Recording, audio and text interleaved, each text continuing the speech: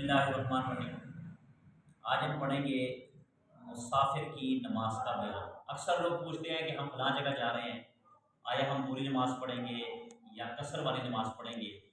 यानी कि यहाँ पर अहकाम बयान हो रहे हैं मुसाफिर के, कि आया शरीयत की रूह से मुसाफिर कौन है और कौन नहीं, आया मुसाफिर के लिए कितना फासला तय करना ज़रूरी है, और कौन से हदूद से निकल कर वो मुसाफिर होगा और कौन से हदूद के अंदर रहकर वो मुसाफिर नहीं बल्कि मुकीम होगा।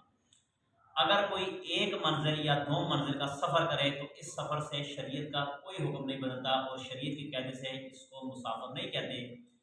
इसको सारी बातें इसी तरह करनी चाहिए जैसे कि अपने घर करता है। 4 रकत वाली नमाज को 4 रकत पढ़े और मोज़ा पहने तो एक रात दिन मसा करे, फिर इसके बाद मसा करना दुरुस्त नहीं है।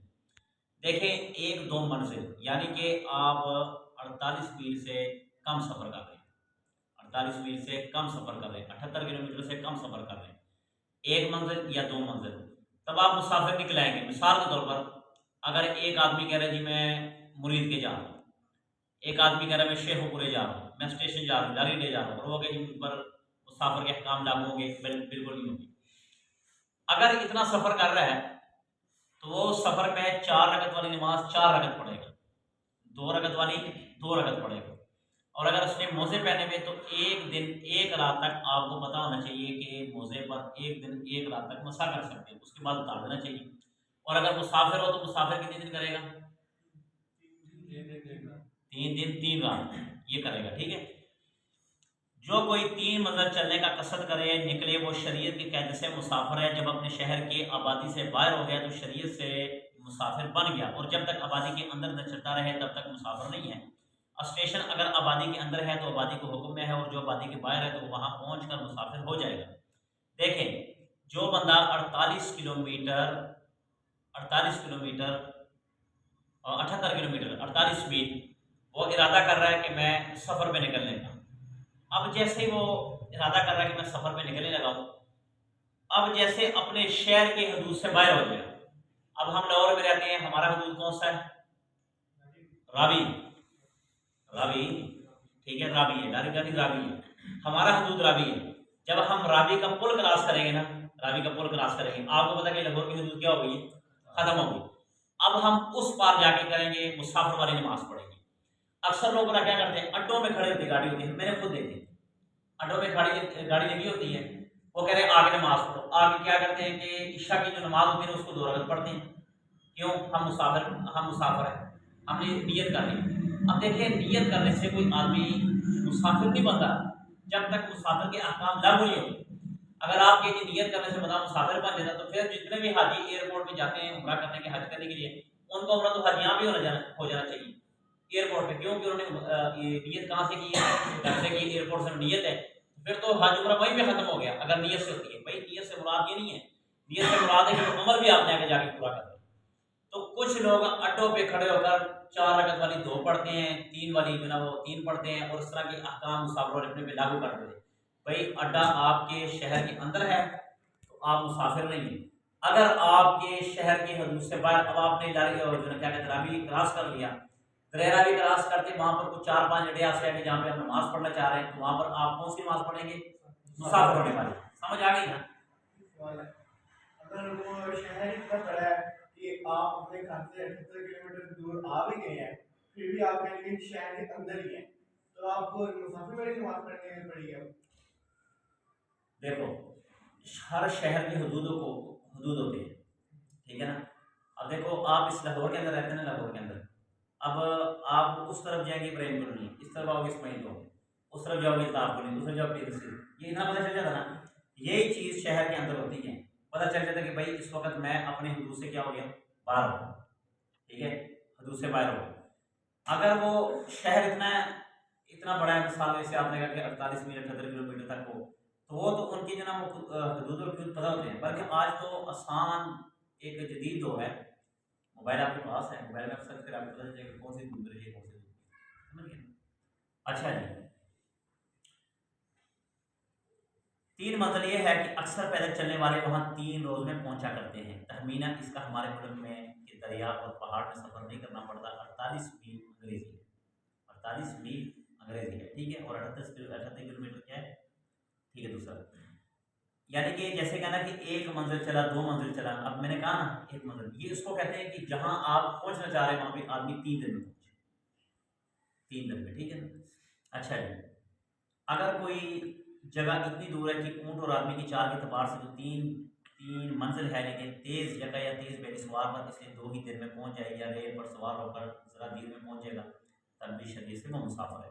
मिसाल के तौर पर पहले दौर में तो गाड़ियाँ नहीं थी, जहाज नहीं थे, ठीक है, यानी कि घोड़ों खच्चरों पे और घोड़ों पे सफर होता था।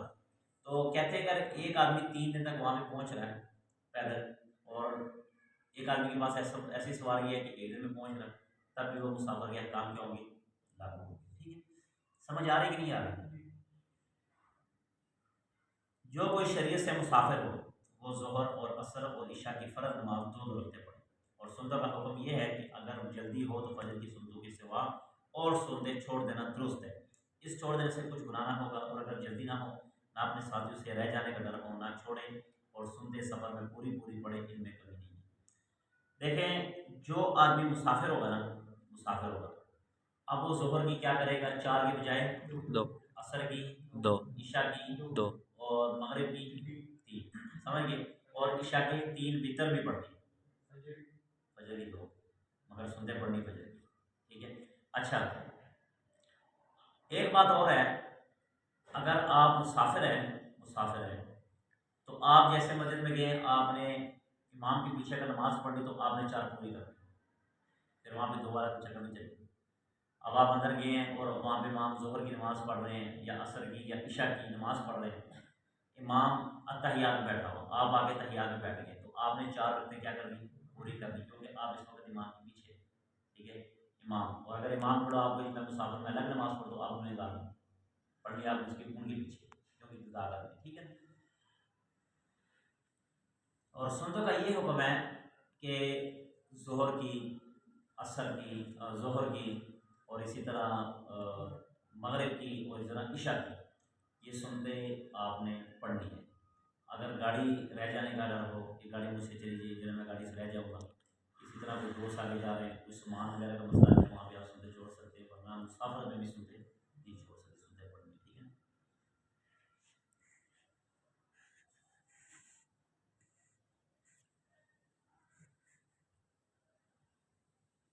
फजर और मगरिब और वितर की नमाज में कोई कमी नहीं है, जैसे हमेशा पढ़ता है वैसे ही पढ़े। ज़ोहर असर इशा की नमाज 2 रकअतों से ज़्यादा ना पढ़े, ज़ोहर असर इशा की नमाज, ठीक है, नमाज 2 रकअतों से ज़्यादा ना पढ़े। पूरी 4 रकअतें पढ़ना गुनाह है, जैसे ज़ोहर की कोई 6 फ़र्ज पढ़ेगा तो गुनहगार होगा, ठीक है। अगर आप अकेले पढ़ोगे तो फिर आपने 2 पढ़नी है, 2 ज़ोहर, 2 असर, 2 इशा, ठीक है, और 3 वितर। और अगर अकेले में नहीं जमात साथ पढ़ोगे तो फिर 4 पूरी पढ़ोगे, ठीक है। अगर रास्ता में कहीं ठहर गया, तो अगर 15 दिन से कम ठहरने की नीयत है तो बराबर वो मुसाफिर रहेगा, 4 रकअत वाली फ़र्ज नमाज 2 रकअत पढ़ता रहेगा। और अगर 15 दिन से ज़्यादा ठहरने की नीयत कर ले तो अब वो मुसाफिर नहीं रही। फिर अगर नीयत बदल गई और 15 दिन से पहले पहले चले जाने का इरादा हो गया, तभी मुसाफिर ना बनेगी, नमाज पूरी पड़ेगी। फिर जब यहाँ से चले तो अगर यहाँ से वो 3 मंजिल हो जाती है तो फिर भी मुसाफिर होते हैं, जिससे कम हो तो मुसाफिर नहीं है। मिसाल के, अब देखो, मुसाफिर पढ़ने के लिए एक और शर्त है, जब आप घर से चले ना, जिस जगह आप जाना चाहते हैं, मिसाल के तौर पर इस्लामाबाद, पेशावर, कराची, लाहौर, जहाँ भी आप जाना चाहते हैं, तो आप नियत ये करेंगे कि जनाब मैं 15 दिन से कम वहाँ पे रहूँगा, 15 दिन से कम कहाँ पे आप मुसाफिर हो, और 15 दिन से ज़्यादा अगर आप मुसाफिर नहीं हो, ठीक है।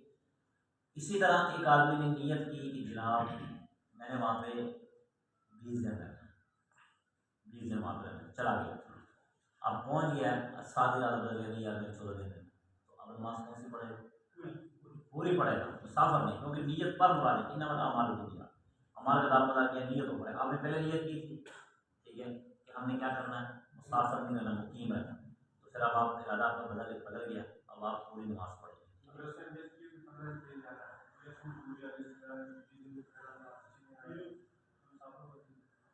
एक आदमी ने नियत की कि मैं 15 दिन में गाँव में गुजारे, 15 से कम नहीं गुजारा, ठीक है, 15 से कम, मगर आगे उसके कोई पैसे वगैरह का मसला है या कोई ऐसी चीज़ है, आदमी उसको डेट दे रहा है, यार सबर करो, सबर करो, आज देते हैं, कल देते हैं, अब उसको कन्फर्म पता नहीं है, कन्फर्म पता नहीं है कि मुझे आज मिलेगा या कल मिलेगा, जैसे मेरे पीछे चीज़ पड़ी है, आज मिलेगी या कल मिलेगी, कोई पता नहीं, ठीक है।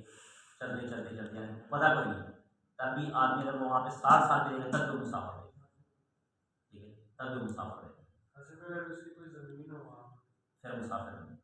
अगर उसका अपना घर है, अगर उसका वहाँ पे ज़मीन है, ठीक है, यानी कि वहाँ की अगर उसकी मल्कियत ज़मीन है तो वहाँ पर फिर मुसाफिर नहीं बनेगा, अपना घर भी उतर नहीं, ठीक है, सिर्फ ज़मीन होगा अच्छा।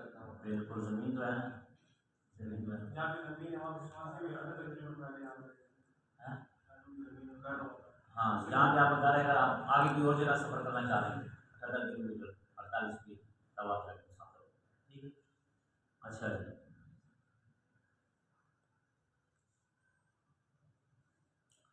3 मंजिल जाने का पक्का इरादा करके घर से निकला, लेकिन घर ही से ये भी नियत है कि फलाने गांव में 15 दिन ठहरूंगा तो मुसाफिर नहीं रहा, रास्ता भर पूरी नमाज पढ़े। फिर अगर गांव में पहुंचकर पूरे 15 दिन ठहरना हुआ तभी मुसाफिर ना बने। अब देखो ना, घर से 15 दिन की नियत की कि मैं एक जगह करूँगा, मुसाफिर नहीं बनेगा, क्यों? 15 दिन की नियत की ना उसने 15 दिन की नियत की थी, कम नहीं की थी। 15 से कम की बात नहीं ना।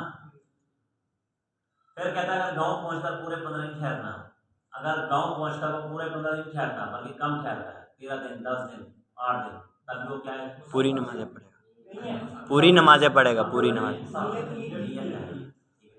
चलो बस